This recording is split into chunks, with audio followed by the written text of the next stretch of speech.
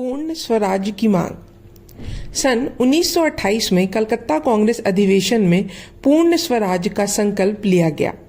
गांधी जी ने देश भर की यात्राएं कर लोगों को स्वराज्य, सांप्रदायिक एकता, मद्य निषेध, नारी शक्ति जागरण और छुआछूत के निवारण के लिए जागृत किया। उधर सरोजिनी नायडू पूर्वी अफ्रीका भारतीय कांग्रेस की अध्यक्षता करते हुए भारतीय विचारधारा का प्रचार प्रसार कर रही थी। दिसंबर 1929 में लाहौर में कांग्रेस का वार्षिक अधिवेशन हुआ। गांधी जी ने इसकी अध्यक्षता के लिए जवाहरलाल नेहरू का नाम आगे कर दिया। अंततः वे कांग्रेस के अध्यक्ष निर्वाचित हुए। अधिवेशन में सम्मिलित होने के लिए सरोजिनी भी भारत लौट आई थी।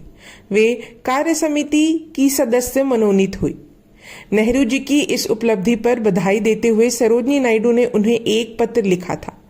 इस पत्र के अनुसार, मेरे प्रिय जवाहर, मुझे लगता है कि कल समूचे भारत में तुम्हारे पिता का हृदय सबसे अधिक गर्वीला और तुम्हारा सबसे भारी रहा होगा।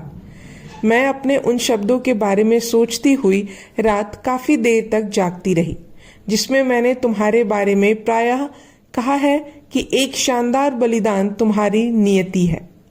मैंने तुम्हारा चेहरा देखा तो मुझे ऐसा महसूस हुआ जैसे मैं अपनी आंखों से राज्याभिषेक और बलिदान दोनों एक साथ देख रही हूँ।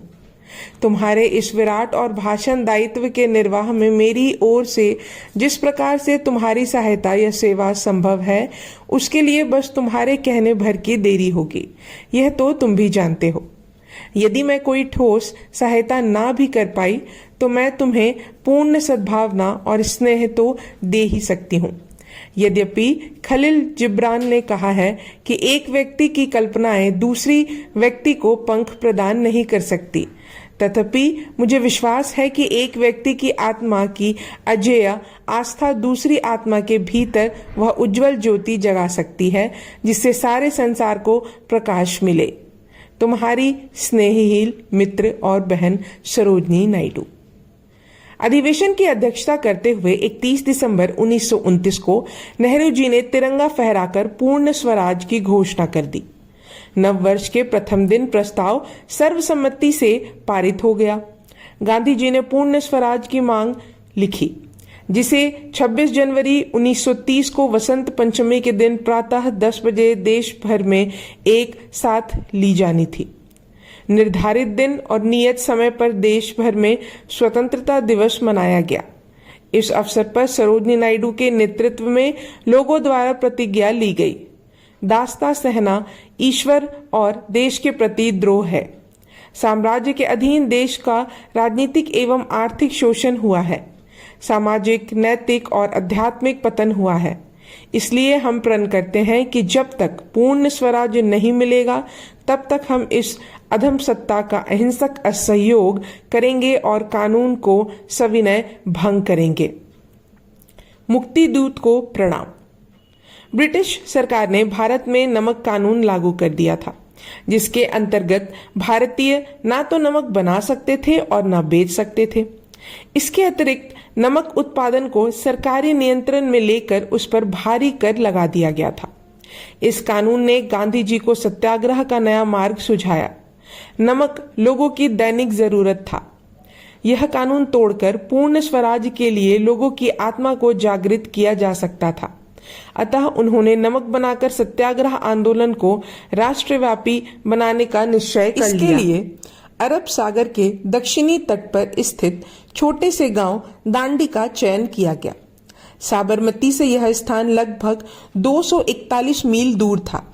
कार्यक्रम की रूपरेखा के अनुसार गांधी जी को अपने 69 सहयोगियों के साथ 12 मार्च 1930 को दांडी की ओर कूच करना था तथा 6 अप्रैल का दिन नमक कानून तोड़ने के लिए निश्चित था। परंतु वे सरकार को एक अवसर देना चाहते थे, इसलिए 2 मार्च 1930 को उन्होंने वायसराय लॉर्ड इरविन को एक पत्र लिखा, जिसमें उन्होंने नमक कानून से असहमति व्यक्त करते हुए 11 मार्च तक उसे समाप्त करने का समय दिया था। सरकार ने उनकी चेतावनी को नजरअंदाज कर दिया। अंततः निर्धारित कार्यक्रम के अनुसार 12 मार्च को गांधी जी ने दांडी की ओर प्रस्थान किया। यह यात्रा दांडी मार्च कहलाई। 4 जिलों एवं 48 गांवों से होकर गुजरने वाली इस यात्रा को लोगों का भरपूर सहयोग मिला। 69 अनुयायियों के साथ आरंभ की गई यह यात्रा दांडी तक पहुंचते पहुंचते विशाल जुलूस का रूप ले चुकी थी। सरोजनी नायडू भी महिलाओं का एक जत्था लेकर जुलूस में आ मिली। 6 अप्रैल 1930 को गांधी जी ने समुद्र तट पर पहुंचकर स्नान किया, ईश्वर की प्रार्थना की और फिर तट से एक मुट्ठी नमक उठाकर नमक कानून तोड़ दिया। उन्हें ऐसा करते देख सरोजनी नायडू भाव विहील हो उठी और जयघोष करते हुए बोली, मुक्ति दूत को प्रणाम।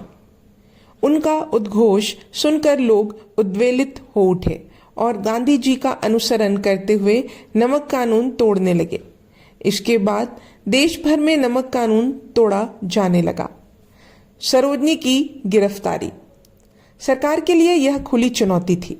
उसने महीने भर के अंदर हजारों सत्याग्रहियों को जेलों में ठूस दिया। अनेक स्थानों पर फायरिंग की गई जिसमें हजारों लोग मारे गए। चूंकि इस आंदोलन का नेतृत्व गांधी जी कर रहे थे, अतः 5 मई को उन्हें गिरफ्तार करके पूना की यरवदा जेल में कैद कर लिया गया। कांग्रेस अध्यक्ष जवाहरलाल नेहरू और बाद में अस्थायी अध्यक्ष बने मोतीलाल नेहरू भी इलाहाबाद जेल में बंद थे। छोटे बड़े सभी नेताओं के जेल जाने के बाद आंदोलन की बागडोर सरोजनी नायडू ने अपने हाथों में ले ली। महिलाओं का आह्वान करते हुए उन्होंने कहा, अब वह समय आ गया है जब स्त्रियां स्त्रीत्व का बहाना लेकर आंदोलन में अलग नहीं रह सकती। उन्हें देश के स्वाधीनता संघर्ष के खतरों और बलिदानों में अपने पुरुष सहयोगियों के साथ बराबर भाग लेना चाहिए। उनके आह्वान पर हजारों स्वयंसेवक एवं महिलाएं आंदोलन में कूद पड़ी। सरोजनी ने स्पष्ट शब्दों में कह दिया था, अंग्रेज जितना भी अत्याचार क्यों न करें, आप लोग अहिंसा का मार्ग कदापि नहीं छोड़ेंगे। आंदोलनकारियों का नेतृत्व करने के कारण उन्हें भी बंदी बनाकर यरवदा जेल में भेज दिया गया। गोलमेज की विफलता सरकार के नमक आंदोलन कुचल दिया था, परंतु राष्ट्र नेताओं को अधिक दिनों तक बंदी बनाए रखना उसके लिए संभव न था। भारत में ही नहीं वरन विदेशों में भी सरकार के इस कार्य की निंदा की जा रही थी। अतः वायसराय लॉर्ड इरविन ने बुद्धिमत्ता दिखाते हुए समझौते की पहल की और यरवदा जेल में एक बैठक बुलाई। इसमें गांधी जी, सरोजनी नायडू, जवाहरलाल नेहरू, मोतीलाल नेहरू और कांग्रेस के कार्य समिति के 2 सदस्य सम्मिलित हुए। लॉर्ड इरविन ने गांधी जी को चर्चा के लिए दिल्ली आने का निमंत्रण दिया। सभी सदस्यों ने प्रस्ताव स्वीकार कर लिया, परंतु बाद में यह सम्मेलन दिल्ली के बजाय लंदन में आयोजित किया गया ताकि जेल में बंद होने के कारण गांधी जी और सरोजनी नायडू इसमें भाग नहीं ले सके। सन 1931 के प्रथम माह में गांधी जी और सरोजनी नायडू को रिहा कर दिया गया। लॉर्ड इरविन ने पुनः समझौता का प्रस्ताव रखा। 29 अगस्त 1931 को गोलमेज सम्मेलन में सम्मिलित होने के लिए वे दोनों लंदन रवाना हुए। सरकार आंदोलनकारियों के समक्ष झुकने को तैयार नहीं थी, जबकि गांधी जी और सरोजनी नायडू देश के स्वाभिमान के साथ कोई समझौता नहीं कर सकते थे। परिणाम स्वरूप सम्मेलन विफल हो गया। इसके बाद दक्षिण अफ्रीका जाने वाले प्रतिनिधि मंडल की सदस्य नियुक्त होकर सरोजनी वहीं से दक्षिण अफ्रीका रवाना हो गई। यह भाग यहीं समाप्त होता है। अगले भाग में हम जानेंगे मुंबई में नजरबंद। तब तक के लिए धन्यवाद।